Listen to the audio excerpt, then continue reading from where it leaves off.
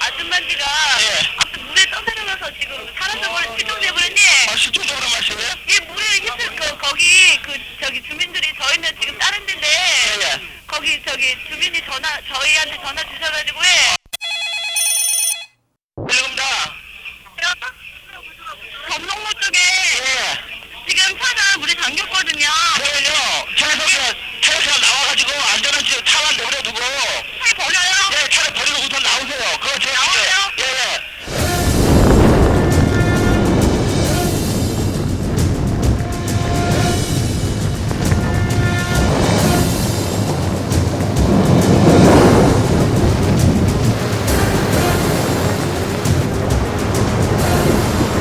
추석을 앞둔 지난해 9월 16일 낮 12시. 태풍 나리가 제주에 가장 근접한 시간. 제주는 생지옥이었다.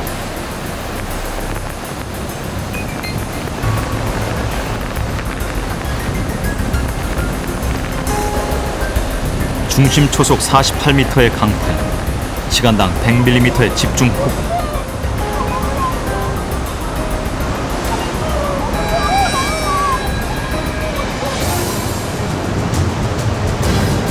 도시는 거대한 강으로 변했다. 수위를 넘어 흙탕물을 쉼없이 토해내는 배수.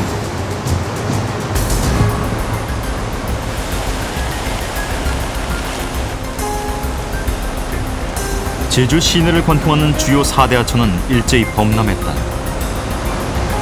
공교롭게도 바다의 만조대와 겹쳐 그 피해는 더욱 컸다.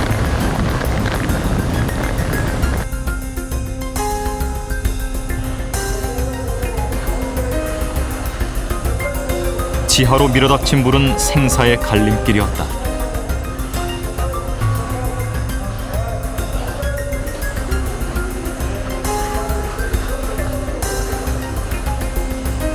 죽음의 문턱을 넘어서자 비로소 찾아드는 공포.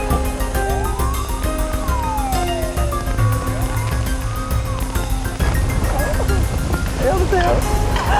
가게 앞에 있는 차가 우리 이렇게 대놓고 차가 누워있으면 차가 하나도 없어서 지금 아프니까. 여보세요? 그게 막 0.1초도 안 됐는데 갑자기 물을 팍 집으로 쳐들어와가지고 뭐 집에 있는 가구랑 뭐랑 그냥 막 순간적으로 다 둥둥 떠가지고 저 키도 뭐 저도 한 180 되는데 저 키를 넘을 정도로 지금 집에 물이 차가지고. 태풍이 제주를 휩쓸고 간 4시간 동안 무려 13명이 목숨을 잃었고 재산 피해는 1,300억 원에 달했다.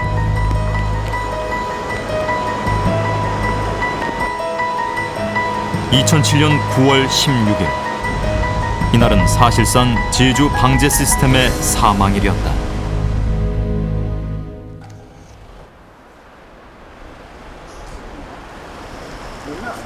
태풍이 지나간 후 피해 상황에 대한 조사가 있었다. 정부 9개 부처와 전문가 등 총 30명으로 구성된 정부조사단. 가장 피해가 컸던 하천을 중심으로 일주일 동안 집중적인 조사를 벌였다. 조사단의 피해 원인 분석은 명확했다. 제주 하천에 대한 체계적인 정비 부족, 범람에 대비한 예경보 시스템의 부재가 큰 원인으로 지적됐다. 방제 조직도 상당히 미흡하게 관리를 했던 것 같습니다. 피해라는 것은 항상 그렇습니다. 많은 강우에 의해서 피해가 많이 발생되고 있는데 제주도에 그동안에 큰 피해가 없었던 것도 조금 방제 분야를 소홀히 한 원인 중에도 하나 있습니다.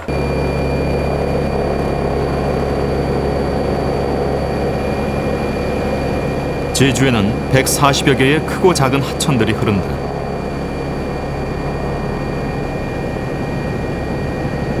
한라산을 중심으로 뻗어나간 하천은 주로 남북쪽으로 흘러가며 급한 경사를 이룬다. 중산간을 지나 도심지를 가로지르고 막바로 해안까지 가 닿는다. 때문에 제주에서는 도시에서도 쉽게 하천과 만날 수 있다. 하천은 늘 우리 옆에 있다.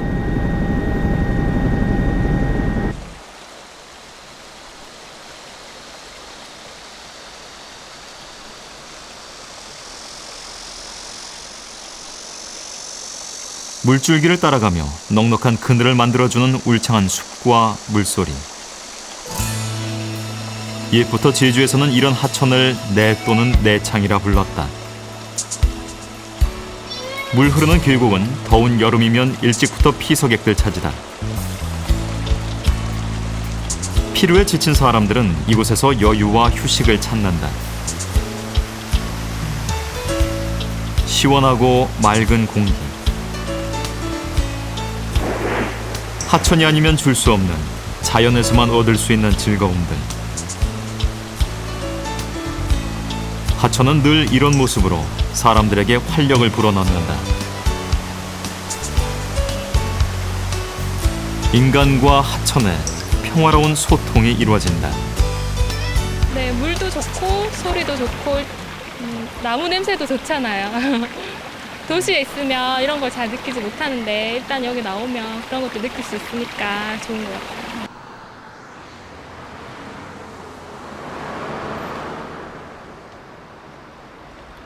그러나 제주 하천의 대부분은 물이 흐르지 않는 건천이다.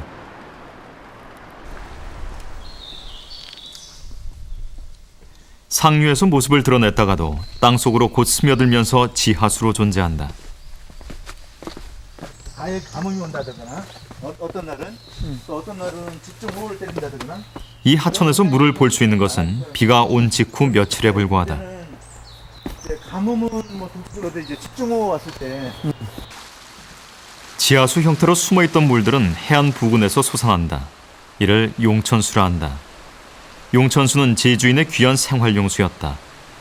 화산 섬만이 가진 특징이다. 하천에는 용암이 흘렀던 흔적이 고스란히 남아있다. 다양한 형태의 현무암류 바위들, 물과 바람 등 풍화작용에 의해 다듬어진 바위에는 제주 자연의 역사가 배있다.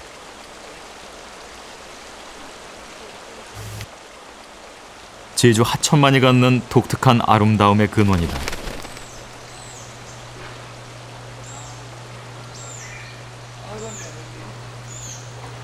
제주도의 화산활동, 한라산의 화산활동의 특징을 한마디로 얘기하면 연속적인 용암의 분출이거든요.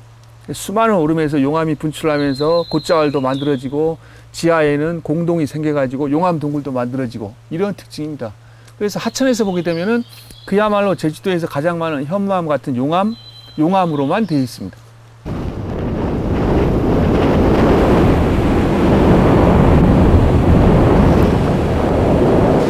집중호우가 내릴 때면 하천은 물로 넘친다. 산지형 하천인 제주 하천은 경사가 급하고 길이가 짧아 1시간 남짓이면 하류에 도달한다. 강우량이 한 1mm 이상만 되면 갑자기 천둥 번개와 같은 그런 우렁찬 소리로 하면서 시커먼 물들이 계속 그 하천을 따라서 계곡 따라서 바다로 흘러가기 때문에 예전에도 상당한 그 위험성이 많은 그런 계곡들입니다. 지난해 태풍 나리 때에도 제주 하천의 이런 위험성은 그대로 나타났다. 하천 수위를 빨리 파악하고 주민을 신속히 대피시키는 일이 무엇보다 필요함을 말해준다.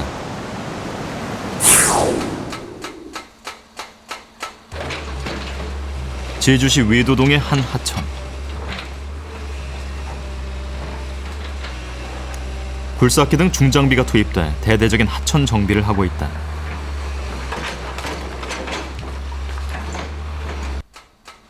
하천 바닥을 긁어내는 것은 정비가 이루어지는 대부분의 하천에서 볼 수 있는 광경이다. 자연적으로 형성된 하천 지방을 잘라내 돌로 더 높게 쌓고 있다. 하상을 이제 걷어내지 않으면은 옆에 호안을 높게 쌓아야 됩니다. 그만큼 통수 단면적이 적어지기 때문에. 하천을 따라 마을이 길게 형성되어 있는 천미천. 제주시 조천읍 교래리 상류에서 서귀포시 하천리 해안 하류까지 길게 뻗어 있다.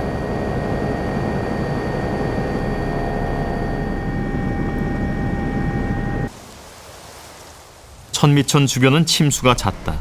그만큼 하천 정비도 오랫동안 이어진 곳이다. 그럼에도 여전히 상습 침수지로 남아있다. 이곳 역시 장기적인 계획 아래 체계적으로 진행되지 못하고 부분적으로 그때그때 하천을 넓히는 방식으로 정비가 진행되고 있다. 지금 올해 그러면 예산이 확보를 하게 된 겁니까? 신풍리 구간. 역시 이곳도 수십만 년을 지켜온 용암 바닥들이 중장비에 의해 파괴되고 있다.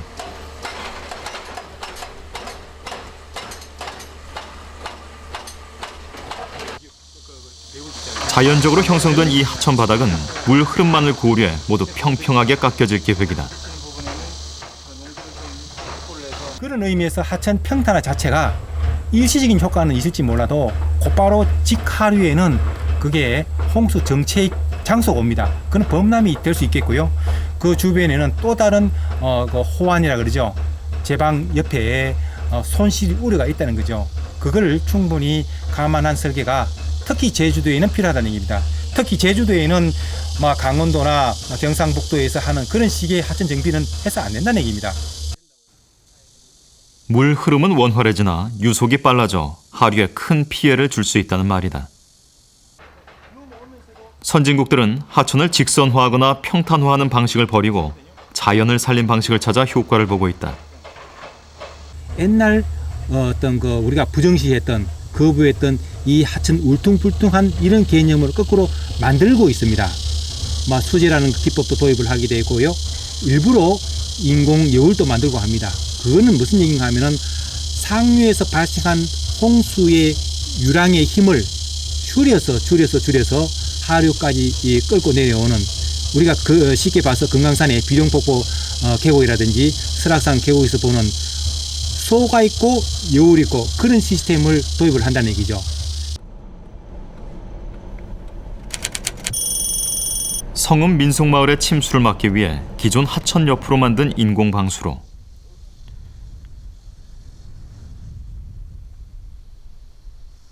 폭만 약 50여 미터, 직선으로 쭉 뻗은 인공하천으로 바로 아랫마을 주민들의 걱정이 크다.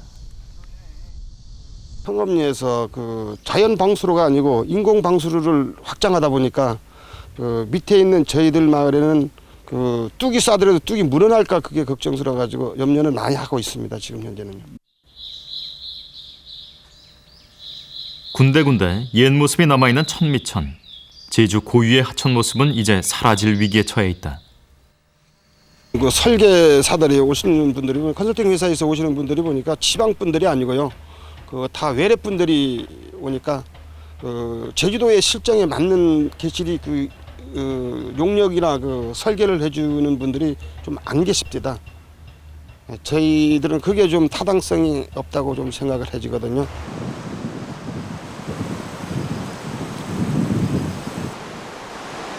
집중호우가 내릴 때면 물난리를 겪는 천미천 주변의 대표적인 민속마을인 성읍마을.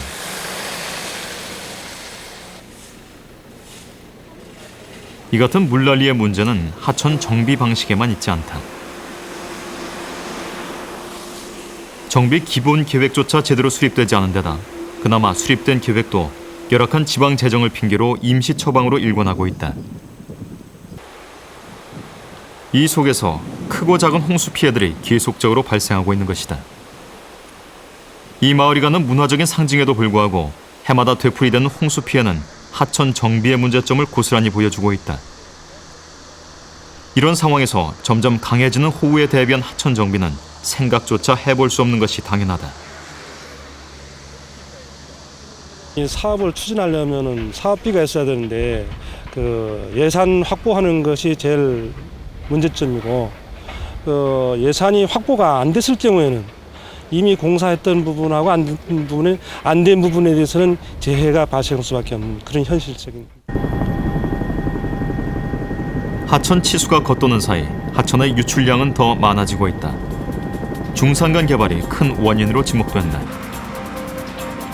제주 면적의 32%인 중산간에는 2000년 이후 대규모 개발이 많아지고 있다.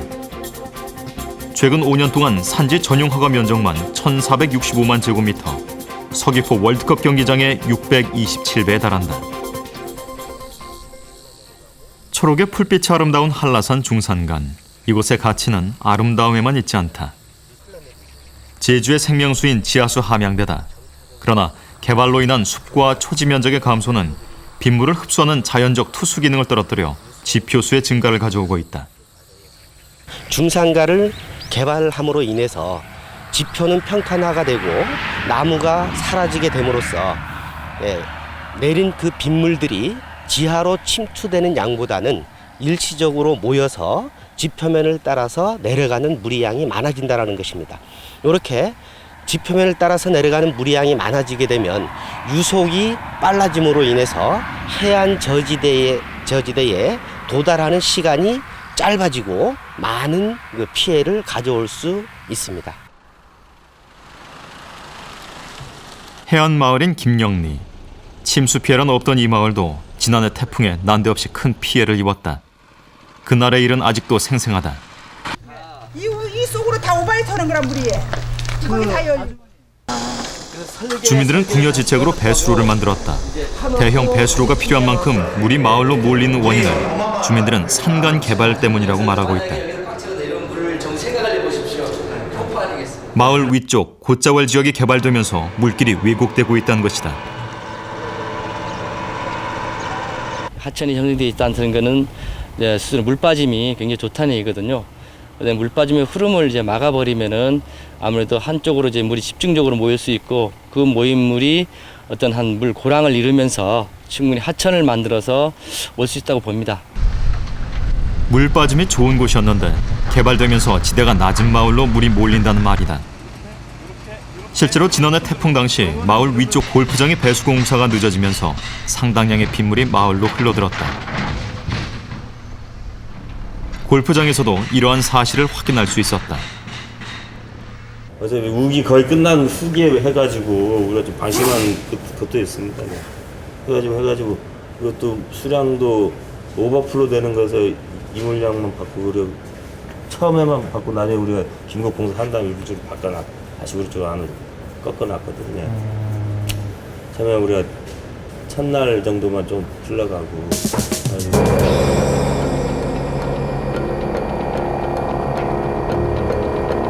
제주 도내 골프장들은 대부분 하천을 끼고 조성돼 있다. 따라서 큰 비가 오면 하천 내 유출량을 증가시키는 요인으로 지목된다.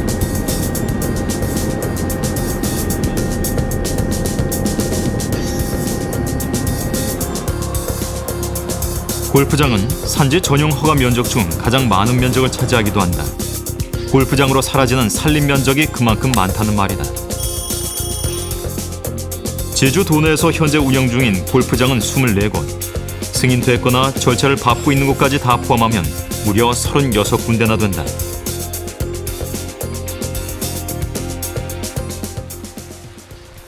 골프장에는 자체 홍수 예방과 빗물 재활용 목적인 저류조가 있다. 대부분 15만 톤 이하의 규모다. 50년 빈도의 강우량에 대비한 수준이다. 최근에 짓는 골프장은 저류조 규모를 넓힌다고 하지만 그 정도의 규모로는 강해지는 집중호우를 감당할 수 없다. 오히려 저류조의 물이 하천으로 흘러들어 홍수 피해를 키우는 요인으로 작용하게 된다. 기존에 제가 알고 있는 바로는 한 10만 톤에서 20만 톤 사이로 알고 있는데 10만 톤 정도 되면은 이제 아무래도 이제 조그만 비가 많이 오면 하천으로 바로 방류되기 때문에 저지대 쪽에서는 피해가 좀 날 거고요. 그래서 저희는 그거를 방지하기 위해서 용량을 좀 키우는 겁니다. 재해 영향평가 시행 이전에 조성된 경우는 저류조 시설이 없는 골프장도 있다.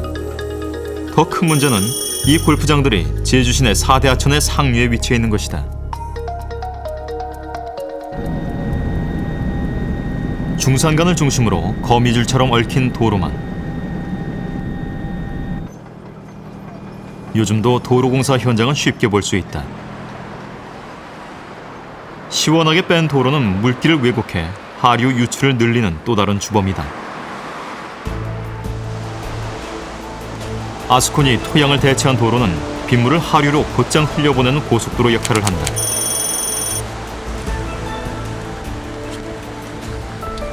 길을 따라온 물은 해안마을 안쪽까지 금세 몰려든다. 물길과 용량을 감안하지 못한 배수시설은 제 기능을 잃은 지 오래다. 침수는 당연하다. 대부분의 해안 저지대 마을 주민들은 도로로 인해 침수 피해가 커지고 있다고 소리를 높인다. 이제 저수지처럼 이제 자동 저수지처럼 돼버리는 거예요. 제일 밑에 지역이니까.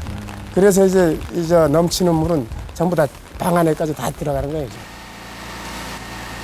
제주 중산간의 난개발 위험은 내년부터 재해 영향평가가 폐지되고 사전 재해 영향평가 검토 협의제로 바뀌면서 그 우려를 더하고 있다.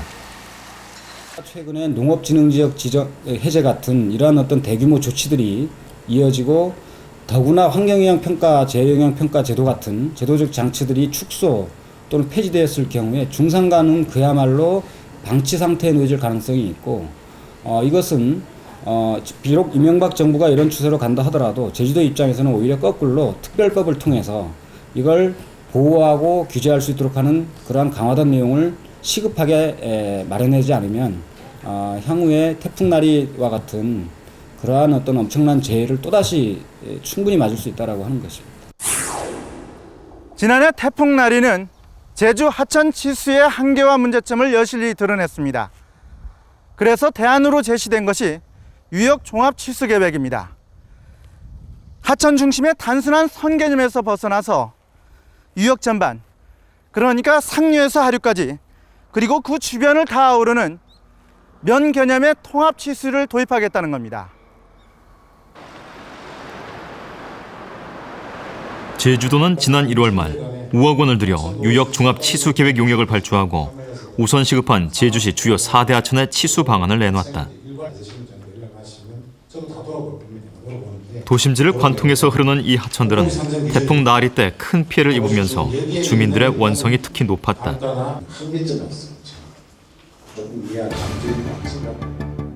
용역에서는 중상류에 저류지와 스크린 시설, 사방댐 등 홍수 저감 시설 설치를 지시했다. 저류지란 말 그대로 물을 모아놓는 것이다. 집중호우로 하천물이 불어나면 물너미를 타고 저류지에 모인다. 일정 시간이 지나 하천 수위가 내려가면 다시 하천으로 물을 흘리게 된다.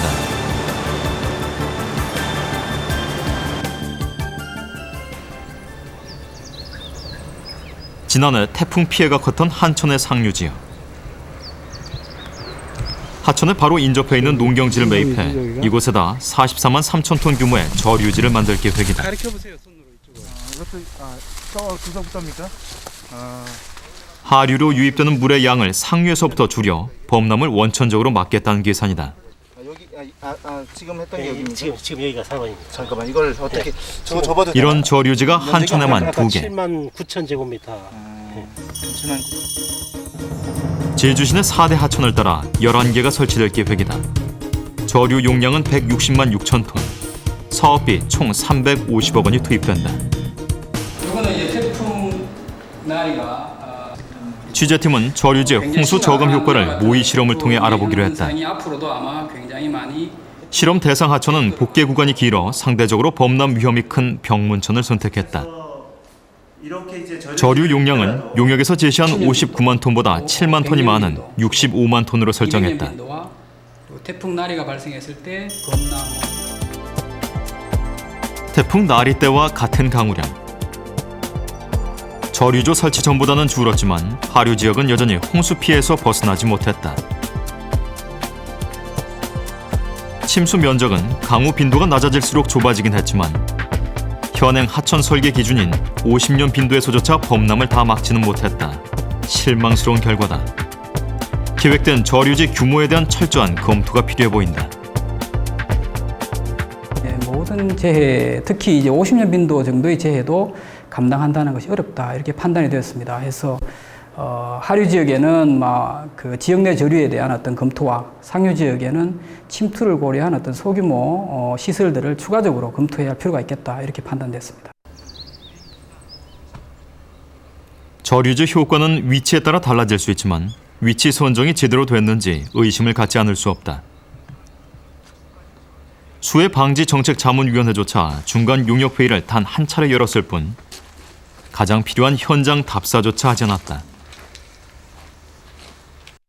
제 기억으로서는 현장 위치에 갈 만한 그런 위치 선정이 아니었던 걸로 기억이 돼요. 그리고 우리가 현장에 간 적은 없고요.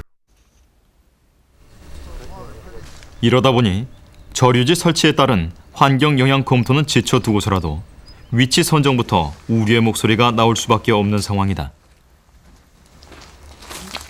재료지 같은 경우에는 가장 중요한 게 첨도 홍수량. 그러니까 재료지 같은 경우에는 제일 홍수량이 많을 때 그때 그 많은 부분을 잡아줘야만 주는 기능을 해야 되는데 중산간 지역에 재료지를 설치할 경우에는 실제 최고 홍수에 도달하기 전에 재료지가 꽉 차버릴 경우가 상당히 많습니다. 그럴 경우에는 재료지는 하나마나 다시 해서 만들 이유가 하나도 없는 거죠. 그래서 우리가 재료지를 설계를 할 때는 중산간 지역에 우리가 설치를 할 때는 상당히 신중을 기해야 됩니다. 태풍 나리 때 가장 피해가 컸던 곳이 하류의 복귀하천 일대였다. 중상류에서 떠내려온 유목 등 다량의 부유물들이 복귀의 기둥에 걸리면서 물의 흐름을 막아 하천이 범람했다.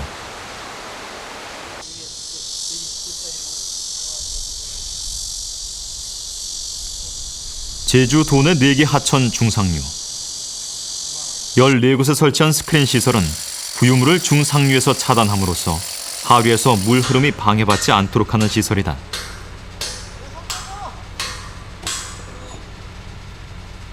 토석들은 무겁기 때문에 이거는 밑바닥으로 이제 굴러오게 됩니다. 이거는 그래서 여기 이러한 인공적인 이런 구조물에 의해서 이렇게 걸리도록 그렇게 돼 있고, 유목은 이제 가벼워가지고 물에 떠다니기 때문에 이거는 이 스크린에다가 그렇게 걸리도록 그렇게 시설을 하고 있습니다.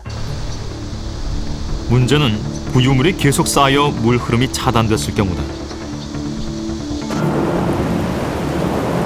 부유물들이 계속 쌓이게 되면 이른바 댐 현상이 나타나 반대로 물의 흐름을 차단하는 경우가 발생할 수 있다. 이렇게 되면 최악의 경우 유압이 가해지면서 양쪽 제방이 무너질 수도 있다.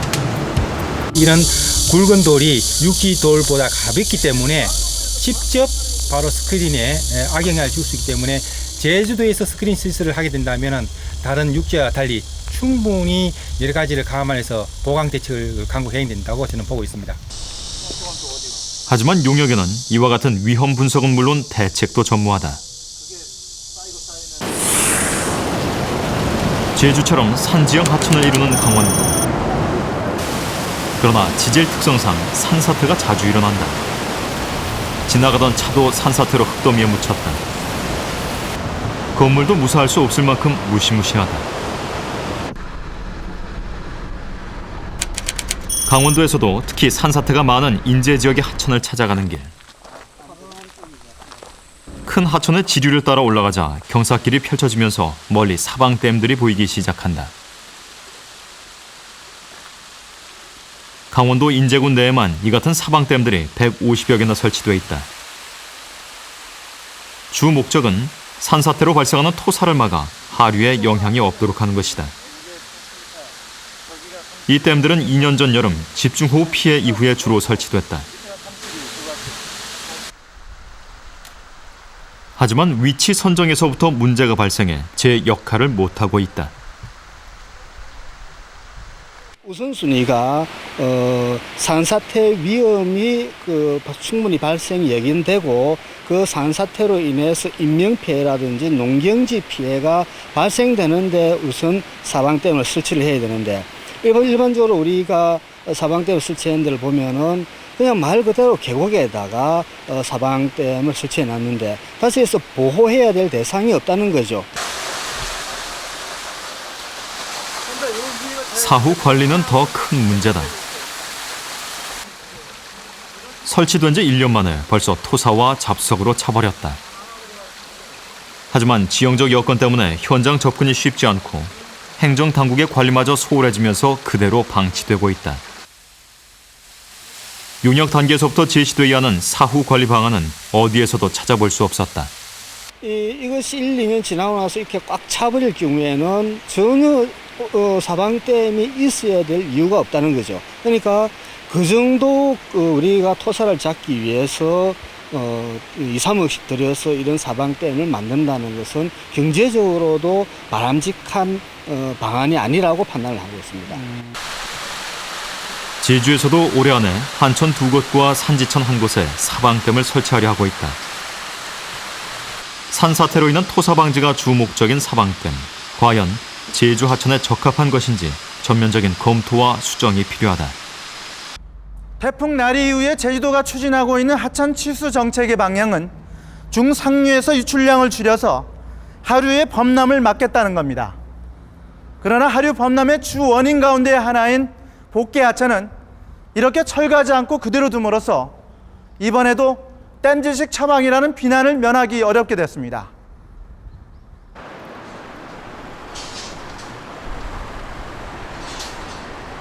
제주시 용담동. 태풍 나리 때 하천 범람으로 크게 파손된 한천은 요즘 복구가 한창이다.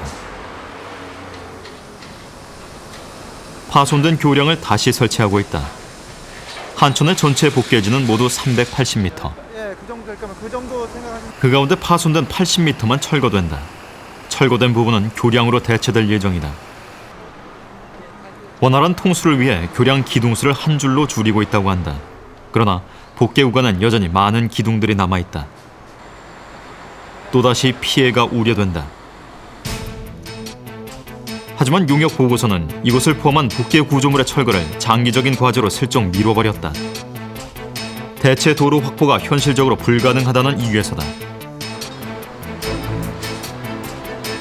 하천이 주는 경고는 이미 먼 옛날의 일이 됐고 당장의 편리함과 예산 등의 핑계를 앞세워 예전과 같이 주차장으로 이용할 계획이라고 한다. 우선적으로 급하니까 우리 사계하천에 대해서 했는데 해보니까 현재 이런 많은 예산이 소요되고 이렇게 하니까 장기적으로는 철거 쪽으로 가는데 전체 철거 쪽으로 가는데 우선은 피해난 부분만 철거를 해가지고 교량 도로 부분은 교량으로 쓰고 주차장 부분은 오픈시키는 걸로 이렇게 결정이 돼가지고 현재 그렇게 복구 공사를 하고 있습니다. 이에 대한 비난이 들끓고 있다. 교통 불편과 예산 확보를 이유로 철거를 미루고 있는 행정당국의 입맛에 맞게 용역이 작성됐다는 비난이다. 정작 중요한 문제를 뒤로 미뤄버림으로써 이번에도 항구적인 수방 대책은 기대하기 어려운 실정이다.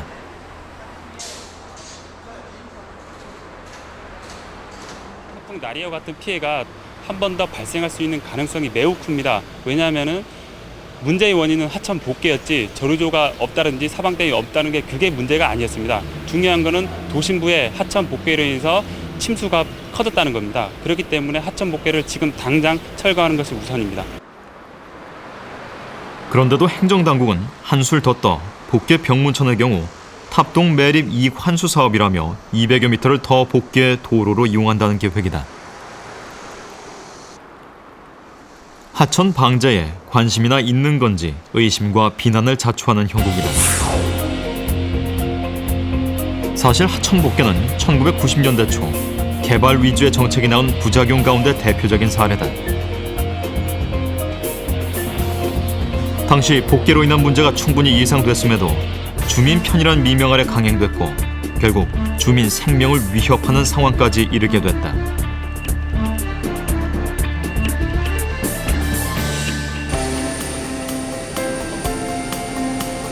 일본 최남단에 위치한 섬 오키나와. 지난 1972년 미국령에서 일본 본토로 복속된 오키나와는 고속 경제 성장을 이루어왔다. 한겨울의 1월 기온이 20에서 24도인 아열대 해양성 기후로 레저 스포츠를 즐기는 이들에게는 천국으로 알려져 있다. 오키나와는 매년 7, 8개의 태풍이 찾아드는 태풍의 길목이다. 자연 태풍 피해에서 벗어날 수 없다. 개발에 따른 빠른 시가화는 시가지 투수율을 방해했고 이는 도로 침수와 함께 하천에 잦은 홍수를 발생시켰다.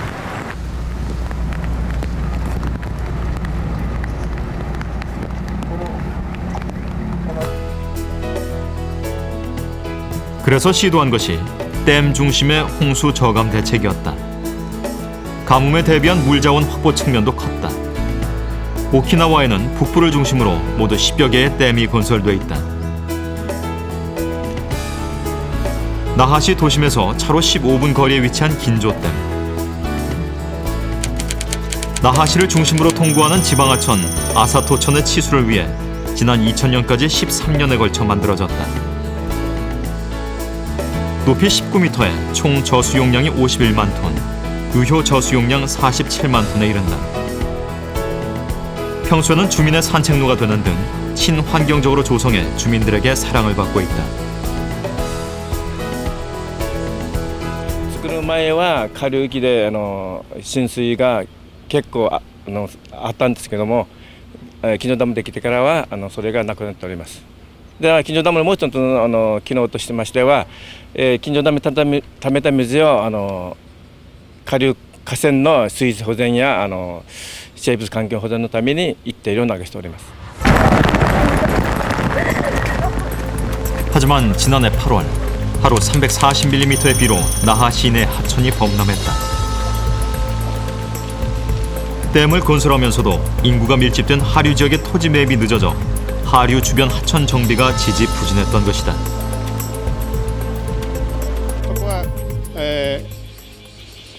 通常の河川をそのまま広げる上やったら話はしやすいんですけど、人が住んでいるところを切ってしまいますので、そういった工事の仕方が用地の買収の仕方が難しいということがありました。 상류와 하류를 동시에 아우르지 못하는 하천 치수는 한계를 가질 수밖에 없음을 보여주는 사례다. 하천수의 방지 사업에서 가장 큰 과제는 어떻게 자연 환경 훼손을 최소화하면서 주민들의 안전을 확보하느냐입니다. 이곳 오키나와를 비롯한 일본의 지방자치단체들은 수해 방지 사업에 앞서서 철저한 환경 영향 분석을 통해 문변한 자연 환경 훼손을 막고 있습니다.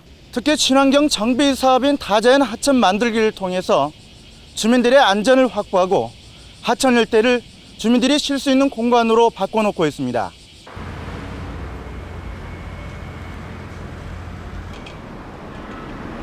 지난 1997년 평성 9년 일본은 하천법을 개정했다. 하천 치수의 방향 역시 친환경적으로 변화했다. 기존 단순히 물을 다스리는 치수와 물을 이용하는 이수 개념에 인간과 자연의 공존 개념인 환경을 추가한 것이다. 친환경 하천 정비 중심에 하천 정비 검토위원회가 있다. 여기에는 시민단체와는 별도로 어느 누구보다 지역 사정을 잘 아는 주민 대표들이 참여해 다양한 의견을 제시한다. 일방적인 정부 정책이 아닌 지역의 의견을 충분히 반영해 지역 특성에 맞는 방제 대책이 가능해졌다. 例えばじゃあ何に反対するんかと聞きまして、それが本当に整備計画を変えることができるか検討しまして、それで同意が得られるような計画に変えていくと思います。 오키나와도 실패에 쓰라린 경험이 있다. 강원도가 외국의 사례만 보고 도입했던 바로 그 사방댐이다. 魚がですね、やっぱし上流がね上がっていく妨げになってますよね。ここで完全に遮断されてますので、じゃあそういうのをどのようにして、また、見直していくのか、そういうのも川作りの一つのなんですかね、魚たちには良くないですので、どのようにしたら、魚たちも上流に、登っていけるのか。 その構造物をいかにどう見直して上流側に登っていけるのか、そういうのも話し合いの一つになっていますね。 이 같은 사방댐의 부작용은 전문가들의 연구로 속속 밝혀지고 있다. 본토에서의 효과가 좋았다는 이유로 따라서 설치했지만 현재는 철거까지 고려해야 할 만큼 문제가 심각하다. 지역 실정에 맞는지 충분한 검토 없이 무작정 도입한 사업은 환경적 피해까지 일으키고 있는 것이다. クリーン方式沖縄はやってないですね。結構それは実は問題になってて、砂防ダムを沖縄作りすぎちゃったんですね。上の方です。そんなに山の土が流れるってことはないんですけど、これはちょっと悪い例だと思うんですけど、日本で他の県でやってるのに倣って作りすぎちゃったわけです。それが沖縄の川の生態系を乱しているっていう問題があります。それはすごく気をつけなきゃいけないことですね。 오키나와 나하시 마카비 유수지. 주택가를 가로지르는 소하천이 범람해 침수 피해를 입히고 본류인 아사토천 유량에도 많은 영향을 미치자 이를 막기 위해 조성됐다.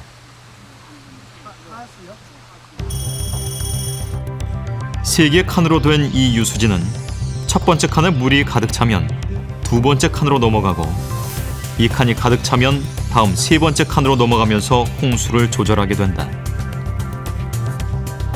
やはり単にダムを作るよりはこういった自然環境に配慮した、公園も兼ね備えたものを作ろうということで、遊水地という形式になったと聞いています。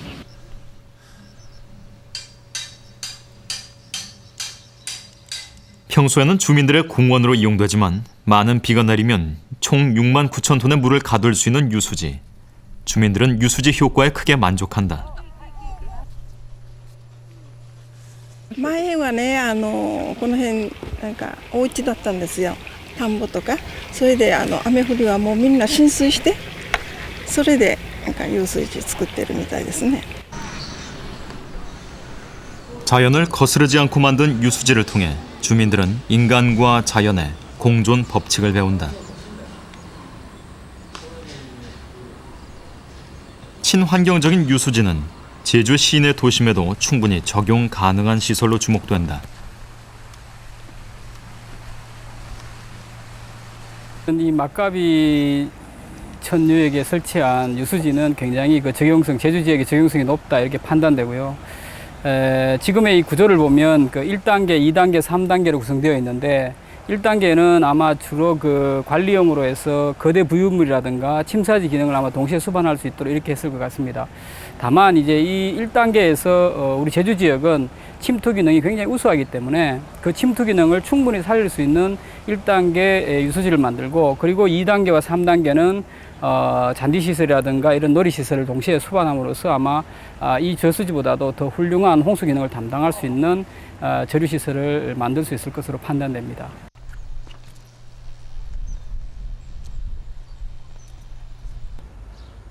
하천 범람 피해는 지역 특성에 맞는 방법을 찾아서 체계적으로 대처할 때 최소화할 수 있습니다. 또한 그 방법의 기본은 자연을 거스르지 않는 것이고 자연과 더불어 갈 때 효과도 가장 크다는 것을 여러 사례를 통해 알 수 있습니다. 그러나 또 하나 피해를 최소화할 수 있는 확실한 방법이 있습니다. 바로 예경보 시스템을 완벽하게 갖추는 겁니다. 제주시 오라동 한천 인근의 주택. 태풍 나리 때 39살 난 아들을 잃은 김명신 씨가 살고 있다.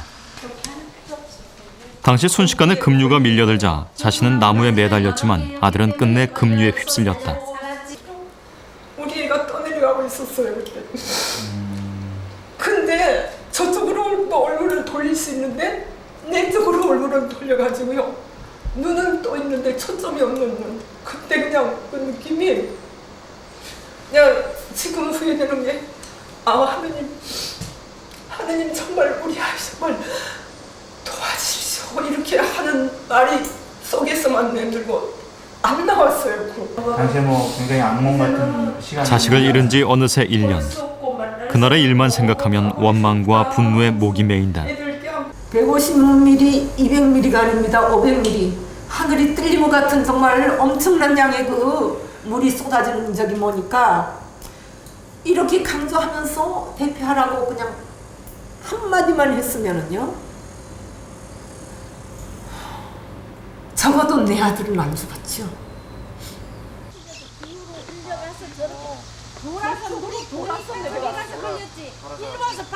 하천 범람 상황을 조금만 일찍 알았더라도 구할 수 있는 생명이었다.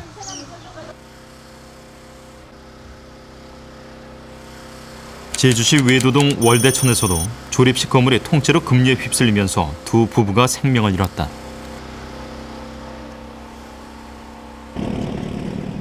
당시 희생자들 대부분은 아무런 위험 정보를 듣지 못한 채 변을 당했다.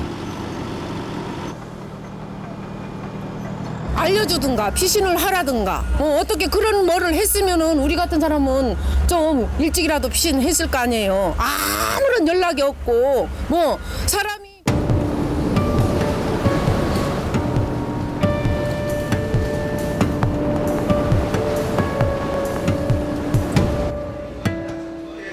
태풍 나리가 지나간 지 1년이 지났다. 제주 방제 체계는 얼마나 달라졌을까?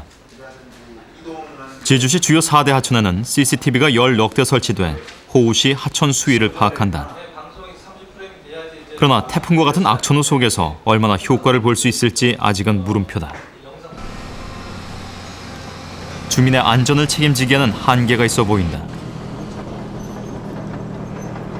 지난해 정전의 무용지물이었던 자동 음성 통보 시스템의 경우 63곳을 정전에도 가동할 수 있도록 보강했다.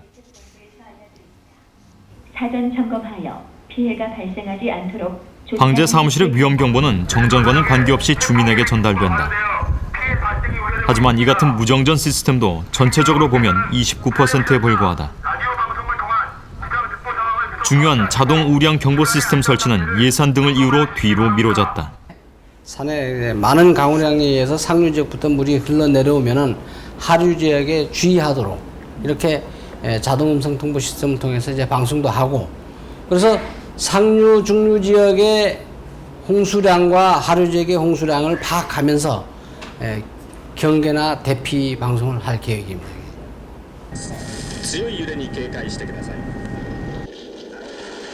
태풍의 진로가 오키나와로 예상되자 신속하게 방제 본부가 꾸려진다. 모든 대원들이 일사불란하게 자신의 역할을 찾아 움직인다.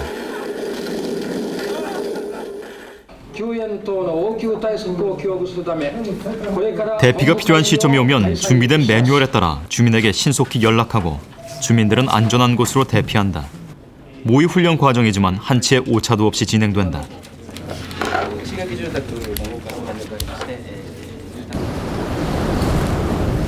오키나와는 우리와는 달리 태풍이 되기 전 열대 저기압 단계에서부터 정보 수집을 하는 등 일찌감치 재난 대응 시스템에 돌입한다. 최근에는 태풍으로 인한 집중호우 경향이 뚜렷해지면서 특히 하천 범람에 따른 위험에 대비하고 있다. 태풍의 진로가 일본으로 예측되면 종합행정정보통신 네트워크라 명명된 방제정보 시스템이 본격 가동된다. 기상청의 태풍 정보는 물론 하천 정보, 각종 방제 정보가 시정촌과 소방본부에 내려진다.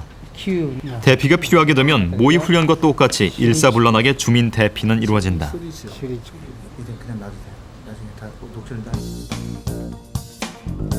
2005년 개정된 일본의 수방법은 범람 피해가 예상되는 하천에 대해서도 침수 상정구역을 지정해 홍수 위험을 알리는 것을 의무화했다. 이에 따라 마련된 각 하천의 침수 상정구역도와 홍수 위험지도는 신속한 주민 대피를 돕는다. 물론 이 같은 주민 대피 여부의 결정에는 정확하고 빠른 하천 정보가 생명이다. 하천 정보 시스템의 다양한 하천 정보, 즉 강우량과 수위, CCTV 영상 등은 남부와 중부, 북부 등 3권역별로도 관측돼 실시간 재해 대책실로 보내지게 된다. 하천과 사무실에도 CCTV를 통한 영상은 실시간 전송된다. 일상적인 근무를 하는 동안에도 이렇게 하천 상황을 한눈에 살필 수 있다. 그만큼 하천 범람에 빨리 대처할 수 있다는 얘기다. 방제에 대한 그들의 자세가 우리와는 사뭇 다르게 느껴진다. 携帯電話の方に先ほど説明あったと思いますけど、水周地河川の河川については各現場に水位表があって、で危険なラインというのが表示されてますので、そこをカメラで監視しながら、そこまで水位が達した場合には危険、護岸が低い箇所では危険な状態にあるっていうのを即座に確認できるようになってます。 주민들에게 하천 위험 정보를 전파하는 수단은 당연 휴대전화다. 현청 인터넷 홈페이지에 접속해 간단한 인증 절차만 거치면 현에서 제공하는 다양한 방제 정보를 언제든지 문자 서비스로 받아볼 수 있다.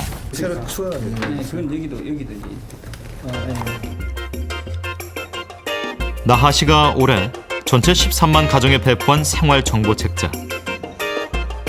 중요한 방제 정보들을 생활정보지의 맨 앞 잘 보이게 수록해놨다.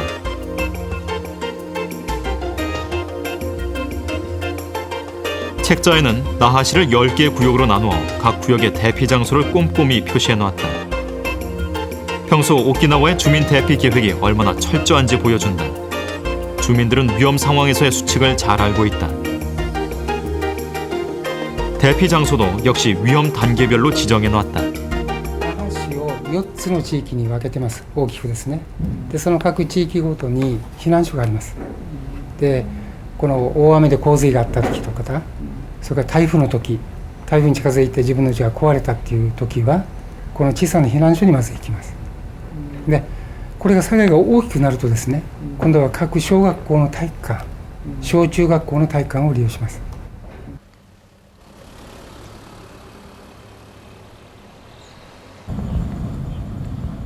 오키나와 곳곳에 마련된 방제 창고.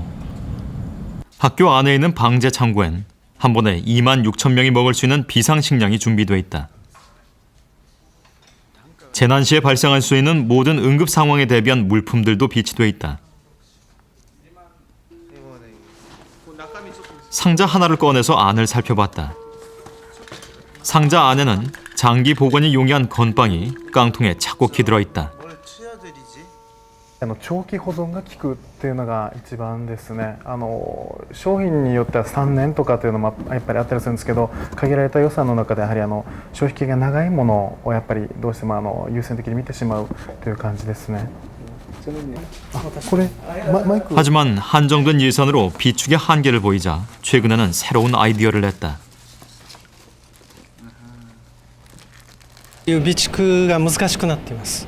それで流通業界、大手のスーパーといったジャスコといったような大手のスーパーと協定を結びまして、災害時にですね食料とかそれから生活必需品を、流通業界から供給してもらうような協定を結ぶような方向に進んでいます。 일본인들의 빈틈없는 자세, 제주에 시사하는 바가 크다.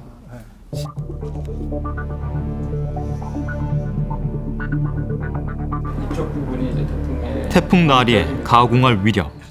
태풍과 집중호우는 수온과 밀접한 관련이 있다. 제주대학교 문일주 교수가 지난 30년 동안 우리나라 주변 해역의 수온을 분석한 결과 수온 상승률이 전 세계에서 가장 높았다.